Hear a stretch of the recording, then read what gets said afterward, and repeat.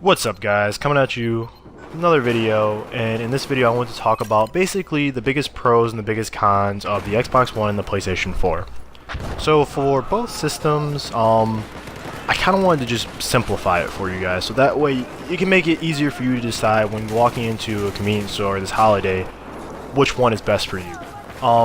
So I just kind of want to highlight the best things about each and the worst things about each, just so that way I'm not bombarding you guys with the abundant amount of information, because there's really a lot to talk about on both systems, so it can get really confusing. If you guys want, maybe in another video I can talk about more specific things on each system, but I'm just going to do basically the biggest pro, biggest con. So the biggest pro for the Xbox One for sure would be the fact that Kinect actually works as well as Kinect actually works. Compare it to the last Xbox 360, Kinect is leaps and bounds better. I actually did a test with the audio function on Kinect where I set it so that way I could communicate as if I were using like my Astro A40, Astro A50 headset, talking with that using the mic on there, and I set it to my Kinect, and then I literally walked to the other end of my house. And believe it or not, which I know this is crazy, the person that was on the other end of the party that I was talking to could actually still hear me as if I were standing right next to my television talking to them using my Astro headset, which is phenomenal. That's crazy. I really didn't expect Kinect to be as good as far as audio as it was.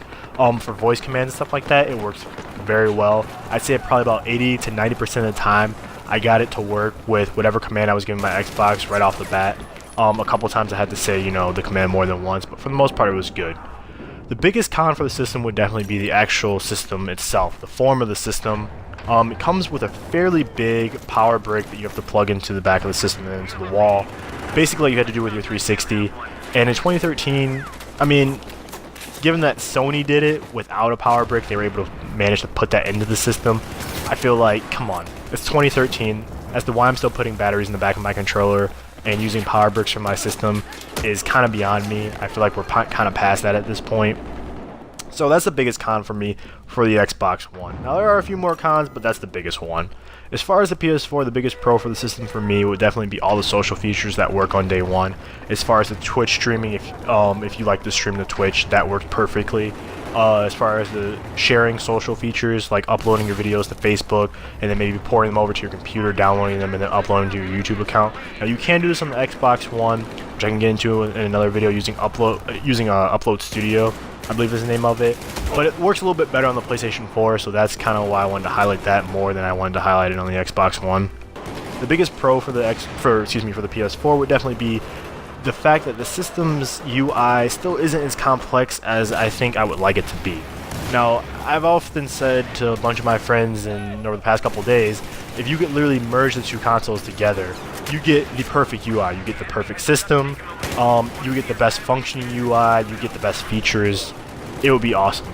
Because we obviously can't have anything like that in the near future, that kind of blows, and it kind of sucks that the UI isn't quite as complex as I would like it to be. There's some things that I wish it could do that it just can't do, but I definitely appreciate the simplicity of it as well. So if I really had to, that's a big question I've been getting in my live streams, is which system should I get? Which system should I get? Everyone wants to know what they should be spending their hard-earned money on this holiday, and really I've been kind of telling everyone that it really just depends on what you value more. For me, I think right now, given the fact that there really aren't any great exclusives, and if you had to get a next-gen system within the next couple weeks or within the next couple months, it really doesn't make any sense to get the Xbox One just because it's $100 more than the PlayStation 4. You really kind of get the same experience on both as of right now, minus the multimedia features and television features that you get on the Xbox One.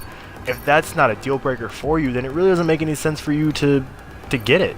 I mean, that's kind of what the system is all about as of right now, and a couple other features, like I said, that I can get into in future videos. But for the most part, that's kind of the highlight of the system. So if I had to say you're spending $450 this holiday or $500 this holiday, you should probably get a PlayStation 4.